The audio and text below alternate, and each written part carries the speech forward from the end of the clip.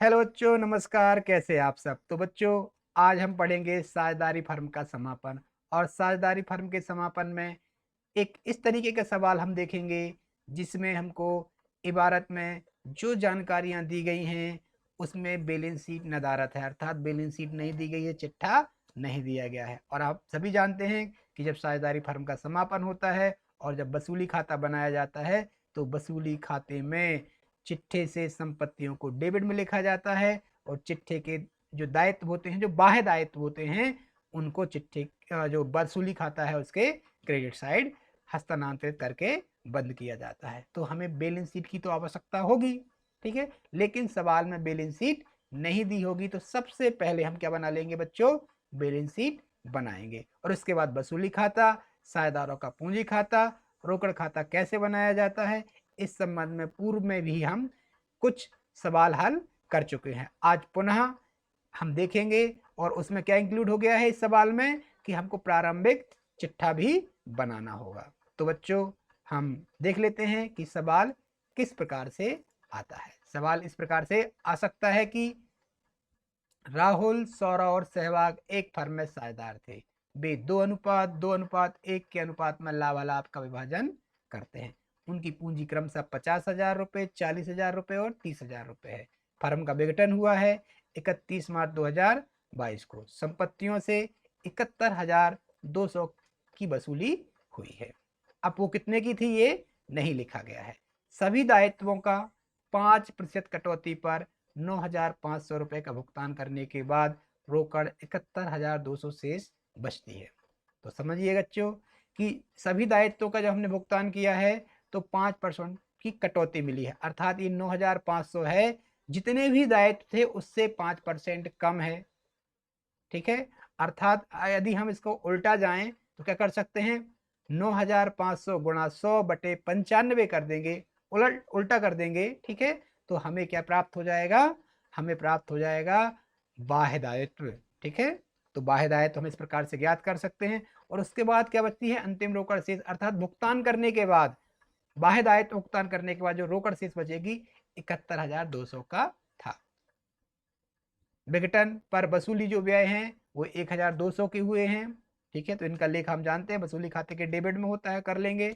तो आपसे कहा जा रहा है कि फर्म का प्रारंभिक चिट्ठा, वसूली खाता, पूंजी खाता और रोकड़ खाता बनाइए। तो सबसे पहले हम बना लेते हैं प्रारंभिक चिट्ठा, ठीक है। तो मेमोरेंडम बैलेंस शीट, ठीक है, ठीक है। अब कब बनाया जा रहा है? वर्ष के अंत में। कौन से वर्ष के अंत में? 31 मार्च 2022 में, ठीक है। और यही हमारा समापन की तिथि भी है। अब हम चिट्ठे का प्रारूप बना लेते हैं। इसमें दो पक्ष होते हैं, एक लायबिलिटीज और दूसरा असेट्स, दायित्व और संपत्ति। तो लायबिलिटीज और असेट्स, ठीक है, दो पक्ष होते हैं। तो सबसे पहले जो जानकारी दी गई है हम एक एक पढ़ते जाएंगे और यदि वो बैलेंस शीट में आती है तो उसको लिखते जाएंगे। तो सबसे पहले लिखा है पूंजी खाते का शेष, तो लिख लेते हैं कैपिटल अकाउंट, ठीक है। अब कौन कौन साझेदार है? राहुल है, सौरभ है और सहवाग है। तो हम लिख लेते हैं राहुल, सौरभ और सहवाग। इनकी पूंजी क्रमशः कितनी है? 50,000 रुपये। तो लिख दिया 50,000 रुपये राहुल के हैं और सौरभ के 40,000 हैं और सहवाग के 30,000 हैं। और इन टोटल कर लेते हैं तो 1,20,000 की कुल पूंजी है तीनों की मिला के। इसके बाद बच्चों सवाल में क्या लिखा गया है कि संपत्तियों से वसूली हुई है 71,200 की। तो कुछ संपत्तियां रही होंगी, अब उनको बेचा गया है। अब संपत्तियों का जब विक्रय किया जाता है तो कम मूल्य पर भी हो सकता है और अधिक मूल्य पर भी हो सकता है। तो हम कह नहीं सकते कि संपत्तियां कितने की थी। तो अभी हम थोड़ा सवाल को आगे पढ़ते हैं और देखते हैं कि बाद में अगर कोई रिलेशन बनता है तो हम ज्ञात कर लेंगे संपत्तियों को। अब लिखा है सभी दायित्वों का 5% कटौती पर 9,500 रुपये का भुगतान किया गया है। तो जब यहाँ पर लिखा है कि 9,500 का भुगतान किया गया है, 5% की कटौती है, ठीक है। तो यदि हम 5% निकाल के इसमें जोड़ देंगे, ठीक है, तो हमको बाह्य दायित्व ज्ञात हो जाएंगे। तो इसके लिए हम एक फार्मूले का प्रयोग करेंगे। क्या करेंगे कि जितनी वसूली हुई है उसमें 100 का गुणा करके और 95 का भाग कर देंगे। क्यों? क्योंकि 100% में से 5% की कटौती हो गई तो हमको कितने की वसूली हुई है? 95% की वसूली हुई है। तो हम इस प्रकार से सन्ड्री लायबिलिटीज निकाल लेंगे, 9,500 गुणा 100/95। तो इस प्रकार से जो हमारे सन्डी लाइबिलिटीज से जो बाह्य दायित्व है वो आ जाते हैं 10,000। ठीक है बच्चों। इसके बाद अब वसूली व्यय लिखिए, तो वसूली व्यय तो वसूली खाते में जाएंगे, चिट्ठी में तो अभी आएंगे नहीं। ठीक है, तो अब हम सवाल को आगे बढ़ाते हैं। अब हमें लिखना है कि कैश दी गई है, कितनी दी गई है कैश? 9,500 के भुगतान करने के बाद 71,200, अर्थात जो कैश है 71,200 नहीं है। ठीक है, 71,200 तो कब है? जब हमने बाह्य दायित्वों को भुगतान कर दिया है, लेकिन हमने बैलेंस शीट में बाह्य दायित्व लिखे हैं, अभी भुगतान नहीं हुआ है, अर्थात 9,500 और जोड़ लेंगे, मतलब इतनी हमारे पास रोकड़ रही होगी। 71,200 गुणा 9,500 और जोड़ने के बाद आ जाता है 80,700, अर्थात 31 मार्च 2022 को फर्म के पास 80,700 रुपए की रोकड़ थी। ठीक है, उसमें से 9,500 का भुगतान करने के बाद रोकड़ बचती है 71,200। ठीक है, अब आगे क्या लिखेंगे हम? अन्य संपत्तियां लिख देते हैं। सन्ड्री असेट्स कितने के हैं भैया? आप सभी जानते हैं 71,200 की तो वसूली हुई है, तो ये तो राशि नहीं है जो एक्चुअल प्राइस है। ठीक है, इनका मूल्य कितना रहा होगा? तो अब हम जानते हैं कि हम संपत्ति और दायित्वों का योग बराबर होता है, तो क्या करेंगे हम? संपत्ति और दायित्वों का योग कर लेंगे। ठीक है, तो आप देख पा रहे हैं दायित्व का योग है 1,30,000। ठीक है, और यहाँ योग कम है, तो अंतर की राशि निकाल लेंगे। 1,30,000 में से हमने 80,700 घटाए तो निकल आए हमारे बैलेंसिंग फिगर आया 49,300, और यही जो है सन्ड्री असेट्स की राशि है। और दोनों पक्षों का योग कर दिया 1,30,000 और 1,30,000। तो बच्चों इस प्रकार से हमने मेमोरेंडम बैलेंस शीट बना ली है। अब इस बैलेंस शीट के आधार पर हम वसूली खाता बना लेंगे। क्या किया जाएगा? ये जो संपत्तियां हैं इनको हम वसूली खाते के डेबिट में ट्रांसफर कर देंगे, ये जो दायित्व है इनको हम वसूली खाते क्रेडिट में ट्रांसफर कर देते हैं। तो बना लेते हैं बच्चों रियलाइजेशन अकाउंट। ठीक है बच्चों, तो ये प्रारूप बन गया हमारा। अब इसमें हम सबसे पहले सन्ड्री असेट्स को डेबिट में लिखते हैं। जितनी भी संपत्तियां हैं जो बैलेंस शीट में दी गई हैं उनको हम डेबिट साइड लिख लेंगे। और कितने की संपत्तियां हैं? 49,300 की, तो ये लिख दिया हमने 49,300। और जो भी लाइबिलिटीज होंगे वो 10,000 के हैं, तो इसको हम क्रेडिट के लिख देते हैं बाय सन्ड्री लाइबिलिटीज अकाउंट 10,000। अब इन संपत्तियों को बेचा गया 71,200 में, तो वसूली होगी, तो कहाँ लिखेंगे उसको? क्रेडिट में बाय कैश अकाउंट। और संपत्तियों से वसूली हुई है 71,200 की, और इन सन्ड्री लाइबिलिटीज का पेमेंट होगा तो कहाँ लिखेंगे उसको हम? Debit side to cash account. कितने का भुगतान हुआ है? 9,500 का। ठीक है, और वसूली व्यय भी हुए हैं, देख लेते कितने हुए हैं। ये हुए हैं 1,200 के, इनका भी भुगतान हुआ है, तो इनको भी कहाँ लिखा जाएगा बच्चों? डेबिट साइड लिखा जाएगा टू कैश अकाउंट। एक्सपेंसेस हुए हैं 1,200। अब बच्चों हमें क्या करना है? दोनों पक्षों का योग लगा लेना है और अंतर की राशि निकाल के ये देखना है कि वसूली पर हमको लाभ हो रहा है कि हानि हो रही है, और जो लाभ और हानि होगी उसे सभी साझेदार लाभालाभ अनुपात में वहन करने वाले हैं। तो बच्चों सबसे पहले हम योग लगाते हैं, और योग लगाने से हमको पता चल रहा है कि क्रेडिट पक्ष का योग अधिक है। कितना है? ये आ रहा है 81,200। तो डेबिट का योग भी करना होगा। 81,200 है नहीं है, तो अंतर की राशि निकाल लेंगे। क्या करेंगे हम?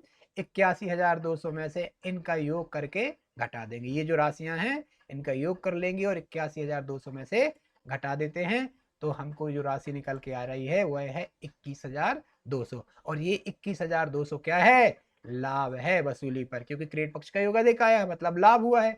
इस 21,200 को सभी साझेदार, कौन कौन सभी साझेदार हैं? राहुल है भैया, और सौरभ है, और है सहवाग, ये तीनों साझेदार लाभालाभ अनुपात में बांटेंगे। और लाभालाभ अनुपात कितना है बच्चों?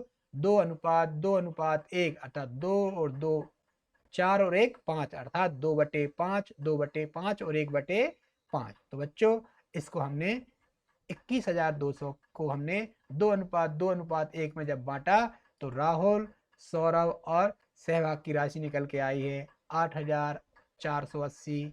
सौरभ की भी 8,480 और सहवाग की 1/5 में आएगी 4,280। इस प्रकार से इस राशि का जो बंटवारा हो गया, जो लाभ है। ठीक है, कितना कितना हुआ है? 8,480, 8,480 और 4,240। इस प्रकार से बच्चों हमारा वसूली खाता बनके तैयार हो जाता है। रियलाइजेशन अकाउंट के बाद हम बना लेते हैं पार्टनर्स कैपिटल अकाउंट। कितने पार्टनर है? 3। ठीक है, तो 3 राशि के कॉलम हम खींच लेंगे। ठीक है, तो इस प्रकार से हमने प्रारूप बना लिया। डेबिट पक्ष में भी हम राहुल, सौरभ और सहवाग, और क्रेडिट पक्ष में भी राहुल, सौरभ और सहवाग के नाम लिख लेंगे। तो वसूली खाता हम बना चुके हैं।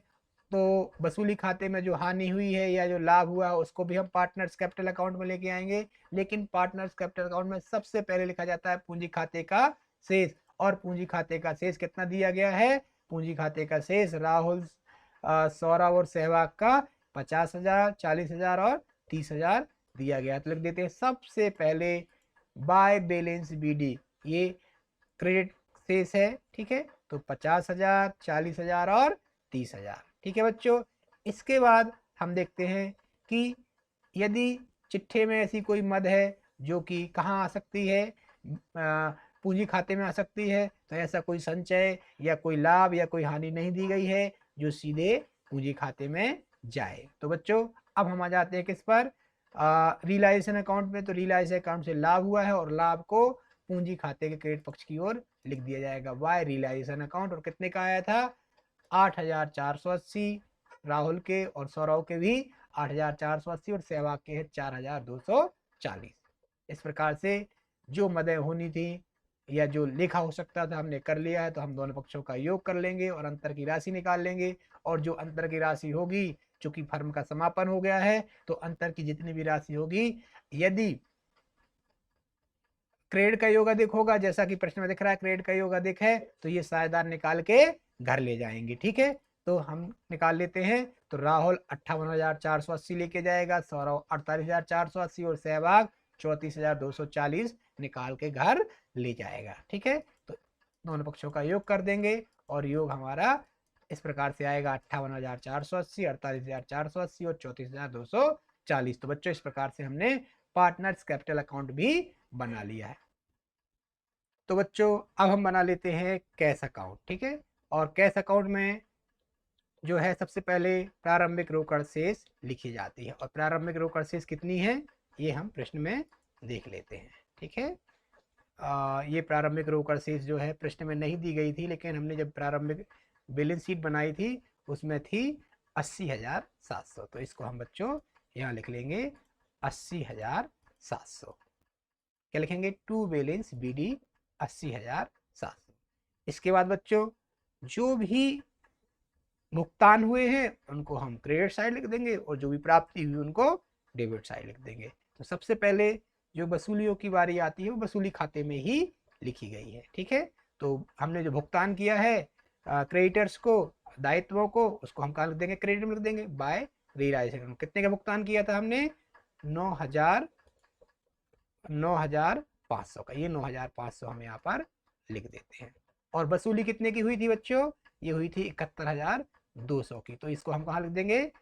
डेबिट साइड लिख देते हैं। ठीक है बच्चों, लिख देते हैं टू रियलाइजेशन अकाउंट, वसूली प्राप्ति को लिख देते हैं 71,200। और जो व्यय हुए थे उनका भुगतान हुआ है तो उसको कहाँ लिख देंगे बच्चों? हम क्रेडिट साइड लिख देंगे बाय रियलाइजेशन अकाउंट 1,200, क्योंकि भुगतान किया गया था उसका लिखा कहाँ किया था हमने? रियलाइजेशन अकाउंट में किया था। तो रियलाइजेशन अकाउंट से यहाँ पर हमने खतौनी कर ली। क्या किया हमने? हमने यहाँ पर रियलाइजेशन अकाउंट में जो मदें यहाँ पर क्रेडिट में लिखी थी वह कैश अकाउंट के डेबिट में चली गई, और जो कैश के नाम से यहाँ पर डेबिट में थी उनको हमने उनका लिखा क्रेडिट साइड कर दिया है। इसके बाद बच्चों ये जो पार्टनर्स कैपिटल अकाउंट बना है इसमें कहीं कैश का नाम आया है, डेबिट साइड आया है, तो इसकी खतौनी कहाँ हो जाएगी? क्रेडिट साइड हो जाएगी। क्या लिखा जाएगा? By capital accounts. कौन कौन है? राहुल, सौरभ और सहवाग। और इनकी राशि कितनी है? 58,480, 48,480 और 34,240 रुपए। इस प्रकार से सभी मदों का लेखा हमने कर लिया है। अब हम दोनों पक्षों का योग लगाएंगे। बच्चों यदि दोनों पक्षों का योग अर्थात कैश अकाउंट के डेबिट का और क्रेडिट का योग बराबर आया, इसका अर्थ है कि सब टैली हो गया है और हमने जितने भी खाते बनाए हैं वो सब सही हैं। और यदि नहीं मिला तो कोई त्रुटि हुई है तो हम त्रुटि को चेक कर लेंगे कि क्या त्रुटि हमसे हो गई है और सुधार के हम दोबारा से सवाल को हल कर लेंगे। तो अभी हम देख लेते हैं कि कोई त्रुटि हुई है या नहीं हुई है। तो हमने यहाँ पर योग लगाया है, ठीक है, और योग आ रहा है 1,51,900 क्रेडिट साइड का, यही योग आना चाहिए डेबिट का, और ये भी आ रहा है 1,51,900। तो इस प्रकार से बच्चों हमने जो सवाल किया है वह पूरी तरह से सही है, और आपको अब समझ में आया होगा कि किस प्रकार से हम सभी खाते अर्थात वसूली खाता, पूंजी खाता और वर्ष अंत में कैश अकाउंट को बनाते हैं। तो वीडियो देखने के लिए आपका धन्यवाद, और आप इसी प्रकार के और वीडियो देखने के लिए मेरे चैनल को सब्सक्राइब कर लीजिए। और यदि किसी प्रकार की आपकी कोई समस्या है तो आप कमेंट्स बॉक्स में लिख सकते हैं। उस समस्या का समाधान यदि मेरे पास होगा तो मैं ज़रूर, नहीं होगा तो कहीं किसी अन्य टीचर से या मैं रिसर्च करके उसका समाधान आपके सामने प्रस्तुत करूँगा। धन्यवाद।